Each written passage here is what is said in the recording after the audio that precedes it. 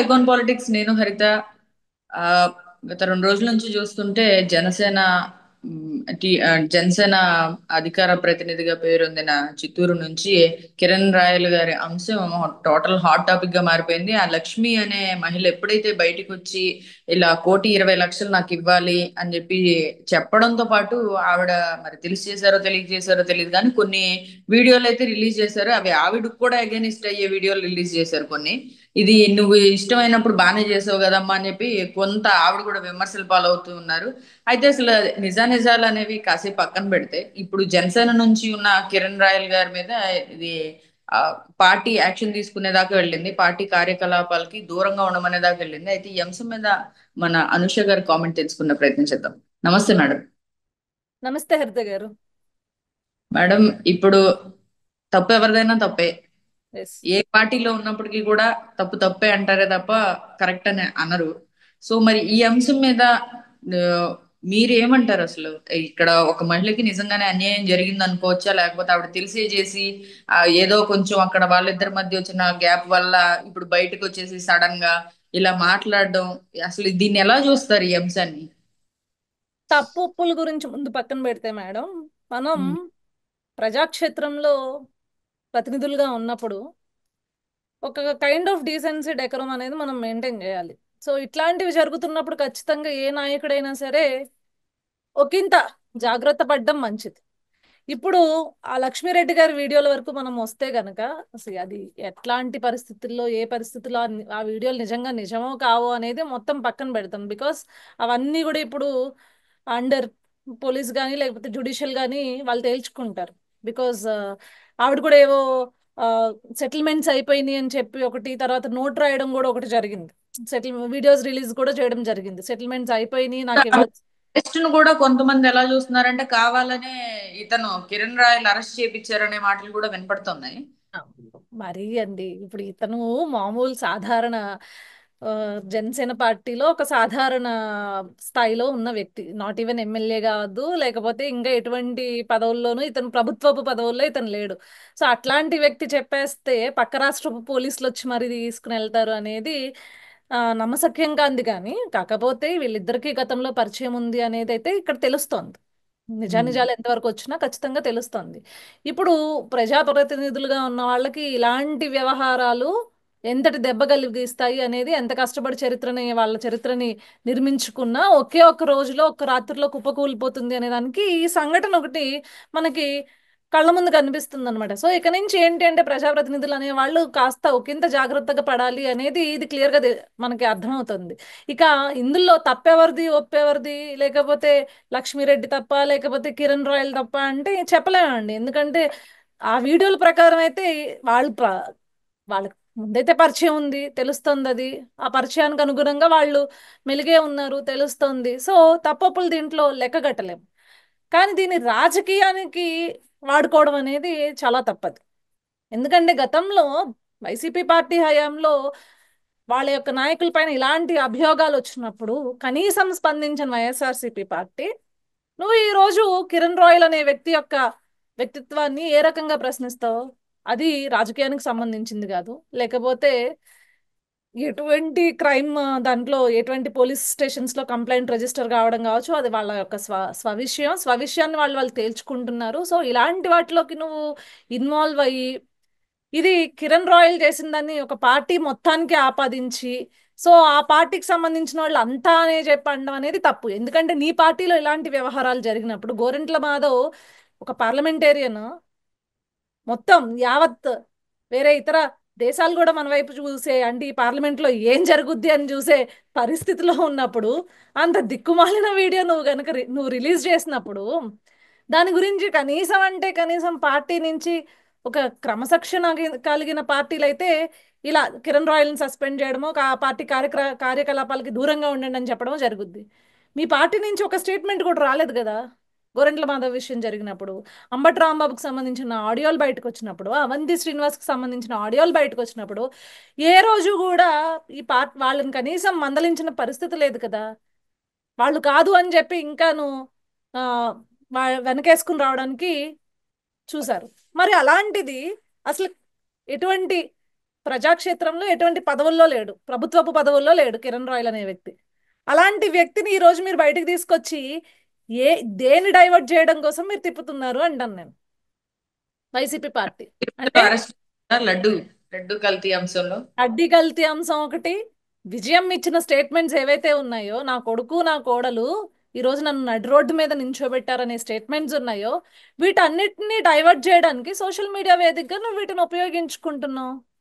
ఈరోజు కిరణ్ రాయల్ అనే విషయం బయటకు తీసుకొచ్చారు, ఓకే, వెల్ అండ్ గుడ్. వాళ్ళ పార్టీ ఓపెన్ గా హుందాగా మీరు మిమ్మల్ని మీరు నిరూపించుకునేంత వరకు పార్టీ కార్యకలాపాలకి దూరంగా ఉండండి అని చెప్పారు, అయిపోయింది. మరి నువ్వేంటి, నీ పరిస్థితి ఏంటి? ఇప్పుడు ఈ రోజు నీ తల్లే స్వయంగా నీ పైన ఒక నిందేసిందో లేకపోతే నిజాలే చెప్పిందో, స్వయంగా నా సొంత కొడుకు కోడలే నాకు అన్యాయం చేస్తున్నారు, నన్ను నడి రోడ్డు మీద నించోబెట్టారు, ఈ రోజు నేను ఆవిడ తాడేపల్లి ఇంటికి వెళ్ళంటండి, కనీసం భోజనం పెట్టకపోతే బయట హోటల్లో భోజనం చేసిన కర్మ విజయమ్మకు వచ్చింది. ఎందుకు అయ్యో. వచ్చింది? ఎలా వచ్చింది? అంటే నువ్వు నీ సొంత కుటుంబానికి నువ్వు పనికిరాని అడివి రాష్ట్రానికి ఎందుకు పనికొస్తావు? ఇలాంటి విషయాలన్నీ బయటకు వచ్చి ఇలాంటి విషయాలు జనాల్లో చర్చించుకుంటారని, ఇలాంటి డిగ్రేడ్ విషయాలని బయటికి తీసుకొచ్చి ఎవరెవరికి ఏమేమి రిలేషన్స్ ఉన్నాయో, ఆ రిలేషన్కి సంబంధించి ఏమేమి గొడవలు ఉన్నాయో వాటిని బయట పెట్టేద్దాము, ఇలాంటివి బయట పెట్టేస్తే మన జోలికి ఎవడు రాడు కదా అనే కైండ్ ఆఫ్ పని డెఫినెట్ గా వైసీపీ సోషల్ మీడియా చేస్తుంది. చెప్పాల్సింది ఏంటంటే మేడం, ఇక్కడ టీడీపీ ఎవరైనా ఒకవేళ వాళ్ళని అన్ని రకాలుగా ఇబ్బంది పెడుతున్నా కూడా, అచ్చెన్నాయుడు గారిని చూస్తే గతంలో ఆయన ఆపరేషన్ చేయించుకున్న మనిషిని తీసుకెళ్లడం అర్ధరాత్రి వచ్చి, ఇలాంటి విషయాలు ఇలాంటివి చేసినా కూడా వీళ్ళకి ఎక్కడ కూడా కక్షపూరితంగా వ్యవహరించట్లా. ఒకవేళ వీళ్ళు అంతా కూడా పాలనా పరంగానే క్వశ్చన్ చేస్తున్నారు ఎప్పుడు చూసినా. బియ్యం మాఫియా విషయం అవ్వచ్చు, లేకపోతే ఇంకోటి వీళ్ళు ఇబ్బంది పెట్టిన అంశాలే ట్రై చేస్తున్నారు తప్ప, ఇలాంటి ఇల్లీగల్ కాంటాక్ట్స్, ఇల్లీగల్ అఫైర్స్, ఇలాంటి రిలేషన్స్ వీళ్ళే బయటికి తీసుకొస్తున్నారు. కానీ వాళ్ళకైతే అలాంటివి ఉన్నా కూడా వీళ్ళు పెద్దగా పట్టించుకోవట్లేదు, వాళ్ళే బయటేసుకుంటున్నారు. కానీ దువ్వాడ శ్రీనివాస్ గారి విషయం చూస్తే వాళ్ళే బయటకు వచ్చి చెప్పుకుంటున్నారు. కానీ అదేంటో నాకు అర్థం కావట్లేదు ఆ పార్టీలో. ఒక ఒక ఎమ్మెల్సీ అండి ఆయన, అంటే పెద్దల సభకి వెళ్ళే వ్యక్తి. ఆ పెద్దల సభకి వెళ్ళే వ్యక్తి యొక్క ఇల్లీగల్ రిలేషన్ ఆవిడ ఏమంటుందంటే అడల్టరీ అనేది కామన్, దాన్ని సుప్రీంకోర్టు కూడా సమర్థించింది. ఏం చేస్తారు అని అడుగుతుంది. ఏం చేస్తారు? అయిపోయింది ఇంక అక్కడతో. అడల్టరీ అనేది అండ్ ఇది ఇక్కడ ఒకటండి, చట్టం ధర్మం రెండు ఉంటాయి. చట్టపరంగా నువ్వు ఏదన్నా వాగచ్చు, ఏది వాగినా చెల్లిపోద్ది అనుకుంటే ధర్మం ప్రకారం జనాలు చీయని ఊస్తారు. నీ పార్టీ ధర్మం ఏంటి? వైసీపీ పార్టీ ధర్మం ఏంటి? అరే నువ్వేంటి, నువ్వు ఒక ఎమ్మెల్సీవి, ఎవరిని పక్కన పెట్టుకుని ఏమేం మాట్లాడిస్తున్నావు? కనీసం నావనన్నా కంట్రోల్లో పెట్టుకో, లేకపోతే ఇట్లాంటి వ్యాఖ్యలు చేస్తున్నందుకు పార్టీ పరంగా దూరంగా ఉండు అని చెప్పేసి, ఏదో సిగ్గున్న పార్టీ లేకపోతే నీతివంతమైన పార్టీ, ప్రజల కోసం ప్రజా శ్రేయస్సు కోసం సిద్ధాంతాలు కలిగిన పార్టీ అయితే కనుక, తెలుగుదేశం పార్టీ ఏదైతే కోనేటి ఆదిమూలం గారి గురించి ఒక ఇష్యూ వచ్చిందో వెంటనే ఇమీడియట్ ఆ రోజే ఇష్యూ వచ్చింది బయటికి, ఆవిడ వచ్చి ఎవరో నాకు అన్యాయం జరిగిందని ఆమె చెప్పింది, ఒక ఏదో వీడియో రిలీజ్ చేసింది. అది తప్ప ఒప్ప అనే విచారణ కూడా చేయలేదండి. ఇంకో మీ పైన ఇలా నిందారోపణలు వచ్చాయి, మీరు నిరూపించుకోండి, నిరూపించుకున్నాకనే మళ్ళీ తెలుగుదేశం పార్టీ ఎమ్మెల్యేగా కొనసాగండి. ఇది సిద్ధాంతాలు ఉన్న పార్టీ అయితే. సేమ్ ఇక్కడ కిరణ్ రాయల్ విషయంలో కూడా జనసేన పార్టీ, బాబు నీ మీద ఇలా నిందలు వచ్చాయి, నువ్వు నిరూపించుకుని పార్టీ కార్యక్రమాలు చేయి, నిరూపించుకోకుండా పార్టీకి సంబంధించిన ఏ కార్యక్రమాల్లో నువ్వు పాల్గొనొద్దు, పార్టీ గురించి మాట్లాడదు, పార్టీ తరపున మాట్లాడద్దు. క్లియర్. మరి నువ్వేం చేసావు? దువ్వాడ శ్రీనివాస్ అనే వ్యక్తికి సంబంధించి ఒక దివ్యల మాదిరి స్వయంగా అడల్టరీ అనేది కామన్ అయ్యా, మేము కలిసే ఉంటాం, మేము లివిన్ లో ఉన్నాము అని చెప్పి చండాలంగా మాట్లాడుతూ, 60 ఏళ్ల వయసులో ఇప్పుడు నేను అతనితో పిల్లలు కంటానని చెప్పి ఇంటర్వ్యూలు ఇచ్చుకుంటూ చాలా ఘోరంగా దారుణంగా, ఆఖరి దువ్వాడ శ్రీనివాస్ మాట్లాడుతున్నాడండి మొన్న ఒక ఇంటర్వ్యూలో. లవర్స్ డే వాళ్ళ కోసమే ఉన్నట్టుంది మేడం. అదే కదా, ప్రపోజల్స్ మళ్ళీ మీడియా సాక్షిగా వాళ్ళు ఎంత దరిద్రపు కొట్టు ఇదంటే. ఒకపారుగా ఉన్నాయండి వేషాలన్నీ, అసలు మనం మాటల్లో చెప్పలేము అసలు. ధార్మికంగా చూసుకుంటేనట కర్మబంధం అంట వాళ్ళది, గత జన్మలో ఆగిపోయిన బంధం అంట ఇప్పుడు కొనసాగిస్తుందంట. ధార్మికంగా కాకుండా సైంటిఫికల్ గా చూసుకుంటేనట అండి కెమికల్ రియాక్షన్ అట. ఆమెను చూస్తే కెమికల్ రియాక్ట్ అయ్యాడంట. ఏమిట, ఎలాంటి ప్రజాప్రతినిధుల్ని మనం చూస్తున్నాము, ఎంతటి దరిద్రాల్ని మనం ఇంకా వింటున్నాము. వీటన్నిటికీ ఒకటే పరిష్కారం అండి. ఆ 11 సీట్లు కూడా ఇవ్వకుండా జీరో రిప్రజెంటేషన్ గా ఈ దిక్కుమాలిన పార్టీ వైసీపీ పార్టీని కనుక ఉంచేస్తే సగం దరిద్రం వెళ్ళిపోతుందండి. ఇలాంటి చండాలాలన్నీ కూడా భవిష్యత్తులో పిల్లలకి కానీ లేకపోతే ప్రజలకు కానీ చూసే పరిస్థితి ఉండదు. కొద్దో గొప్ప సమాజం క్లీన్ గా ఉంటుంది. ఈ చండాలాలు ఏదైనా చూడలేక ఆయన క్వశ్చన్ అంటాడు. అదే అసలు ఆయన వదిలేండి. అంటాడు. ఇంకా వాళ్ళ పార్టీలో ఎవరినైనా ఏమన్నా అంటేనేమో మహిళలపై అన్యాయాలని చెప్పి శ్యామలా గారి లాగా, రోజా గారి లాగా బయటకు వస్తుంటారు. ఏదైనా మహిళ జరిగినప్పుడు మహిళలపై అన్యాయం జరిగిందండి. విజయమ్మకి జరిగింది వెళ్ళమనండి. ఇప్పుడు ఇప్పుడు ఇప్పుడు వచ్చి చెల్లొచ్చి స్వయంగా నీ మేనగోడలకి నీ మేనలుడికి అన్యాయం చేస్తావా అని అడుగుతుంది. సొంత చెల్లెలకి సొంత అమ్మకి అన్యాయం జరిగింది. నిజమే, మేము ఒప్పుకుంటున్నాం. అది చేసింది నువ్వే, జగన్మోహన్ రెడ్డి చేశాడు. వెళ్ళి నిలదీయమని చెప్పండి. చేసినా ఆయనకి ప్రతిపక్ష హోదా ఇవ్వాలంటున్నారు మళ్ళీ అదొకటి. కాదండి, చిన్నప్పుడు ఆగస్ట్ 15కి పిల్లలందరూ కూడా మాకు మరమరాలు చాక్లెట్లు ఇస్తేనే వెళ్తాము అన్నట్లు అట్లాంటి కైండ్ ఆఫ్ నేచర్ అన్నమాట జగన్మోహన్ రెడ్డి. అంతే కదా.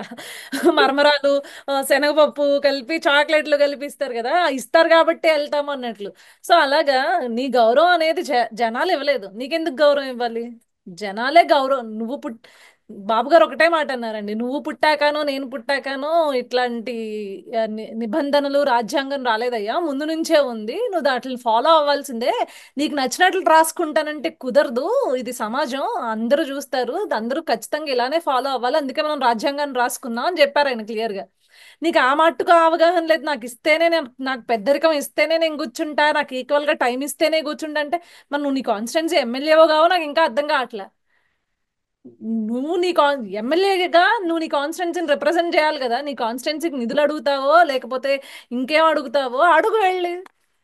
నువ్వు అది కూడా అడగను అంటే ఇంక నీకు ప్రజల పట్ల ఎటువంటి బాధ్యత ఉంది? నీ ప్రజల కోసం పనిచేయాలనే చిత్తశుద్ధి నీకు ఏముందన్నట్లు? ఏమీ లేదు. కేవలం వచ్చి వెనకాల వాళ్ళు ఇలా ఉండడంలో తప్పులేదులేండి మేడం. అదే అది అంటున్నాను. రాజా తదా ప్రజా కదా.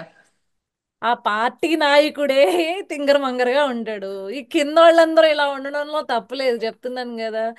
వీళ్ళందరినీ చూస్తే ఒకటి గుర్తొస్తుంది అనమాట. అసలు ఇలాంటి అంటే గత 5 ఏళ్ల పరిపాలనలో అలాంటి నాయకులు కావచ్చు, ఆ స్టేట్మెంట్లు అంటే అసలు విచ్చలవిడిగా విర్రవీగిపోయి ఇచ్చిన స్టేట్మెంట్లు కావచ్చు, కొంతమంది చేసిన కామెడీ కావచ్చు.